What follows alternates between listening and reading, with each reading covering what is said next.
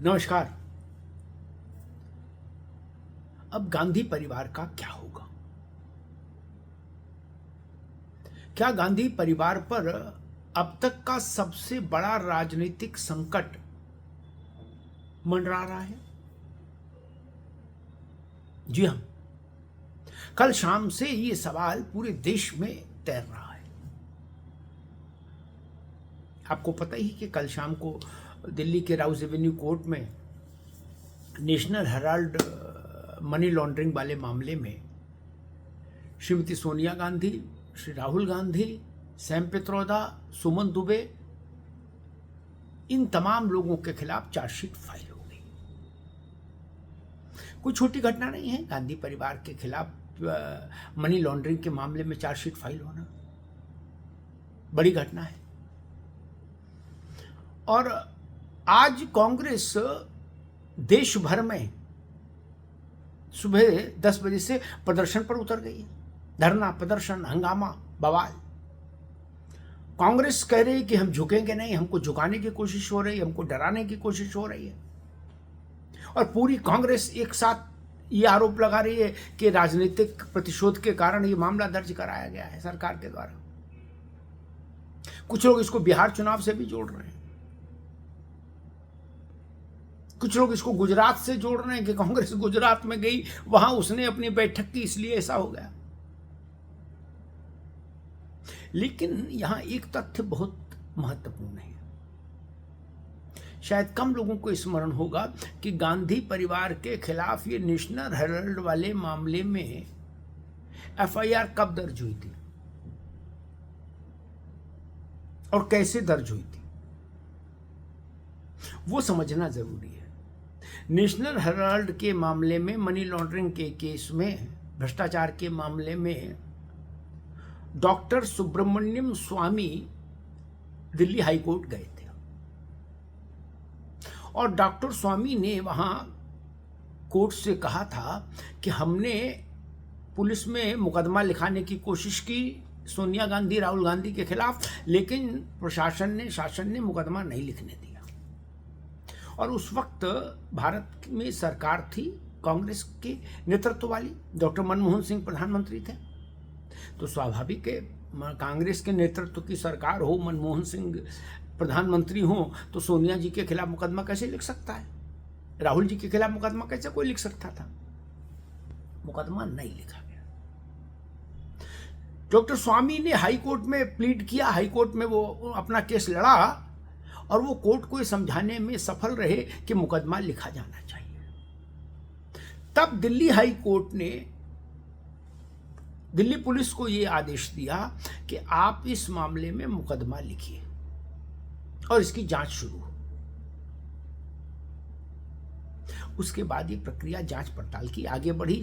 सोनिया गांधी और राहुल गांधी के खिलाफ मुकदमा लिखा गया और जब ये सब काम हुआ तो केंद्र में सरकार डॉक्टर मनमोहन सिंह की थी। अक्टूबर 2013 में, अगर मैं सही याद कर रहा हूं, मुकदमा लिखा गया था इस मामले में गांधी परिवार के लोगों के खिलाफ। जब नरेंद्र मोदी की सरकार आई उसके बाद, तब तो ये सोनिया जी और राहुल जी दोनों लोग जमानत पर छूट गए थे, इस मामले में जमानत पर बाहर थे। अब कांग्रेस सवाल उठा रही है कि अचानक से क्यों? तो अचानक सा तो नहीं है, केस लगातार चल रहा है, नोटिस लगातार आ जा रहे थे, चिट्ठी पत्री हो रही थी, अचानक तो कुछ भी नहीं है। ऐसा तो था नहीं कि पहले कोर्ट ने इसको खारिज कर दिया हो और फिर से मुकदमा शुरू कर दिया हो, ऐसा तो था नहीं। लेकिन खैर, ये तो न्यायिक पक्ष हुआ। इसका व्यवहारिक और राजनीतिक पक्ष ये है कि कांग्रेस संकट में फंस गई। इस बात के अंदेशे भी लगाए जा रहे हैं कि कहीं ऐसा ना हो कि जो स्थिति लालू प्रसाद यादव की हुई चारा मामले में, चारा घोटाले में, वैसी कोई स्थिति कांग्रेस के इस प्रथम परिवार के लिए ना बन जाए कहीं। जिसे लालू जी को जेल जाना पड़ा और जेल में लंबे अरसे तक रहना पड़ा। उधर रॉबर्ट वाड्रा पर भी शिकंजा कस रहा है गुड़गांव की एक जमीन को लेकर, जिसमें है कि भाई उसमें मनी लॉन्ड्रिंग हुई है, पैसे का हेर फेर हुआ है। कल उनसे भी ईडी ने 6 घंटे पूछताछ की, रॉबर्ट वाड्रा से। वाड्रा दामाद हैं गांधी परिवार के, प्रियंका गांधी के पति हैं, राहुल जी के जीजा जी।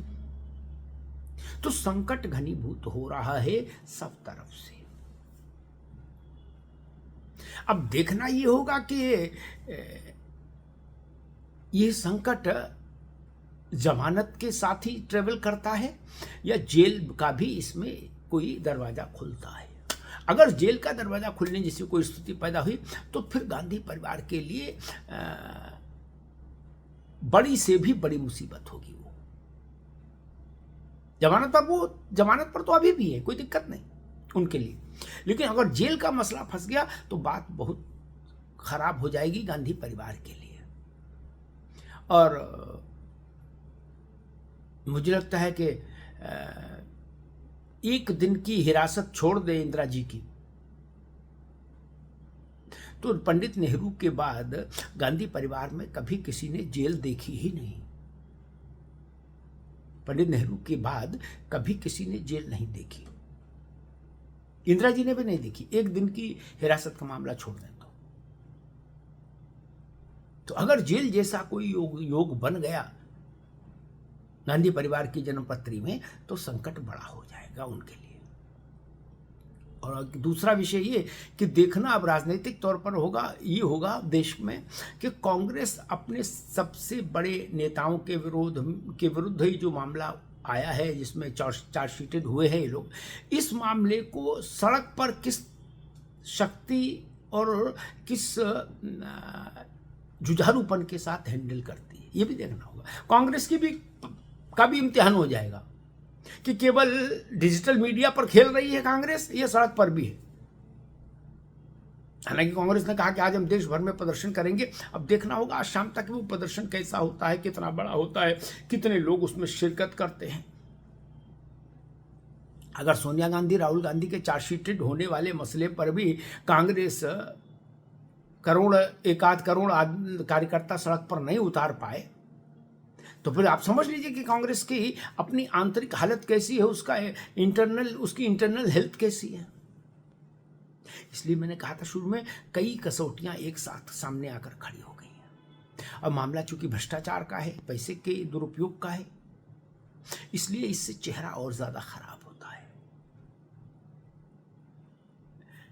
राजनेताओं की छवि वैसे ही जनता के बीच में हमेशा से प्रश्न चिन्ह उस पर लगता रहा है।